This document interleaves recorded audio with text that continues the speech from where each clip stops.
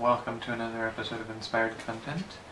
It is a week of doing 5 movies or TV programs or short movies, and this episode is for Nadesico, or Martian Successor Nadesico.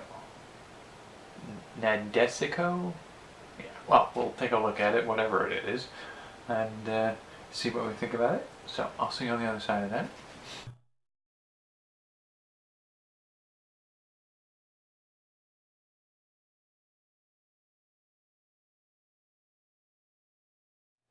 There were parts of this that were unexpected for me. I didn't expect it to be as comedic as it was with some of its elements, but it actually turns out to be kind of fun.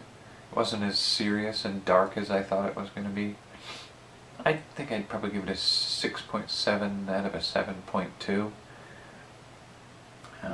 I especially liked some of the aspects that were just sort of like the fact that the main character is a geek for his favorite anime of fighting robots, and they kind of watch these things together as a bonding experience in some of the episodes. It's amusing to just have like a very human character with that quirk to them. But I think this show has some potential good ideas for exploring and writing in entirely different universes based on some of these ideas and routes they didn't take. So, taking a look at some of those.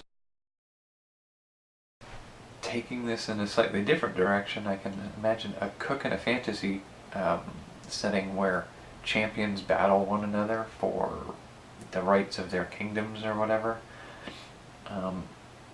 But the champion of the particular region is a drunk and is somehow injured in a way that they would have to forfeit any matches, and I can imagine the character of a cook taking over that role as champion in armor, and the injured and drunkard actual champion takes well to the idea of being support personnel instead of being the champion themselves.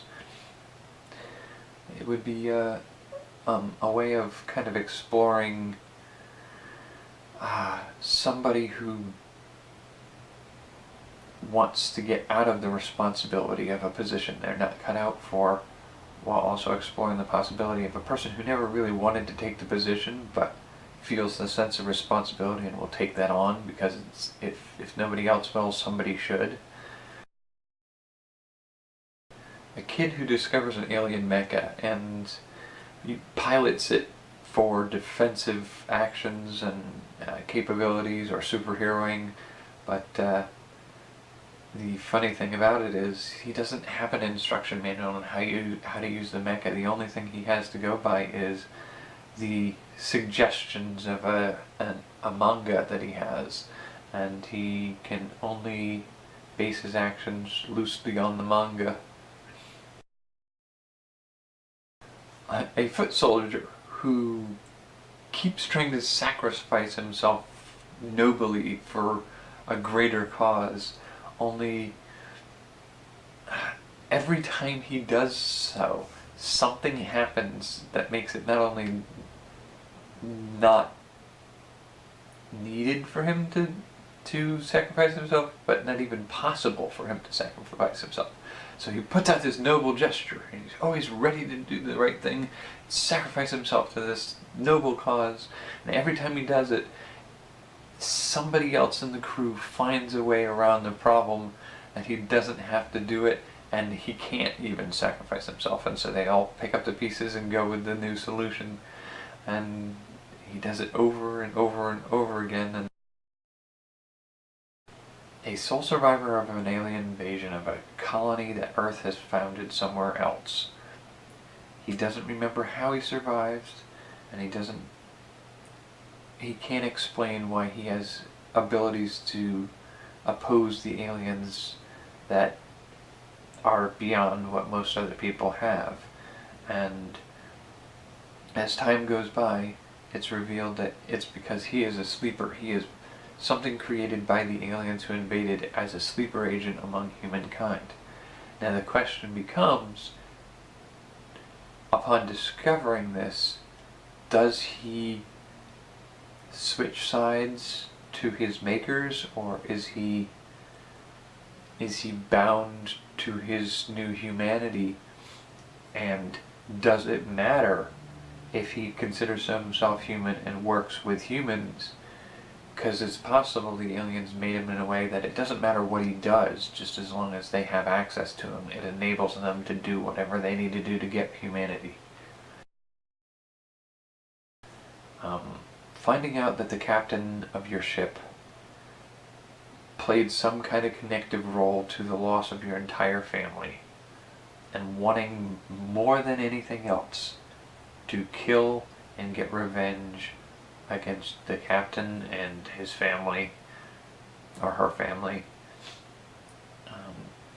but knowing that the cooperation between you and your captain is the only thing that prevents the rest of humanity from falling into the abyss.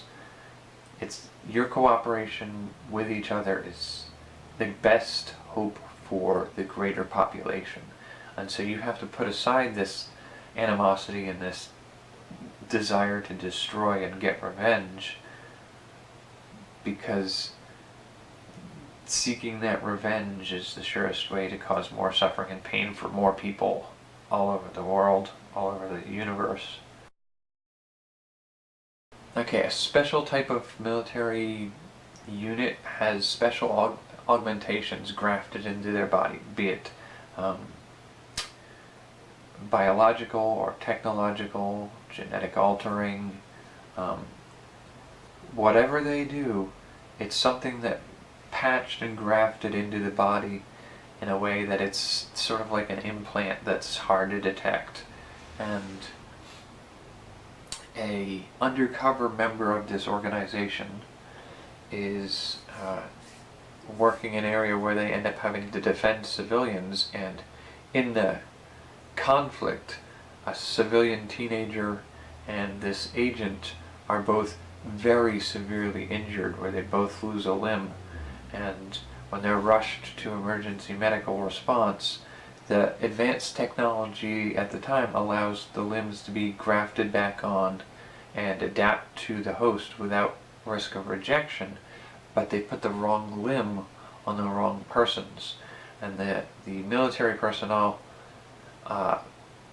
the military person is mortally wounded. He doesn't survive the process, or he or she doesn't survive the process. But the teenager gets the limb with the graft of the military personnel, and eventually they end up having to be heroic with their augmented abilities that they never signed up for, but they have, and the world needs it. Alright, so those are the ideas for this one. I'll see you for the next and last episode of the videos for October. That'll be tomorrow,